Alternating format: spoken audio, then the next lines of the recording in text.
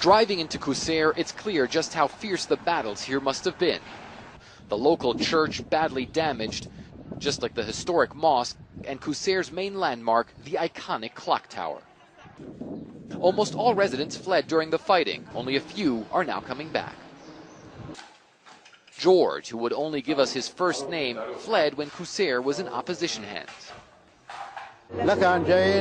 Of course we want to keep living here, he says. We are trying to get help from the government so that we can make this town worth living in again.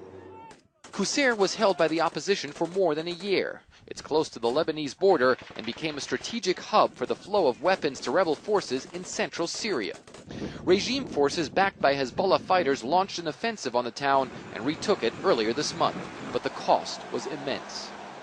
It's really hard to see how anyone could claim victory here in Qusair. Look at these houses. Look how badly damaged they've been due to the fighting. There's sort of a rough cleanup operation going on in town, but it seems to us as though many of the structures here in Qusair have been damaged beyond repair. In a rare TV interview, a Syrian military commander shows me how pro-Assad forces captured the town.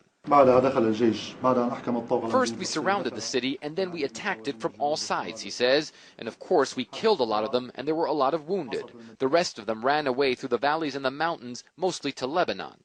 And now we can announce that Qusair and its suburbs are totally cleansed of Islamist fighters. Totally cleansed and totally destroyed. Qusair also highlights the increasingly sectarian nature of the Syria conflict. George, like many of those now returning, is Christian. He took me to his brother's destroyed house. Couldn't hide his anger at Qusair's Sunni Muslims, many of whom supported the opposition. My brother used to live here with his kids, he says. He's an engineer. His son came to the door and they shot him because they think all Christians are against them. George says he's willing to forgive, but after so much bloodshed, it seems hard to imagine that Qusair will ever return to what it used to be. A quiet town on the Lebanese border where religious affiliation did not matter. Fred Pleitkin, CNN, Qusair, Syria.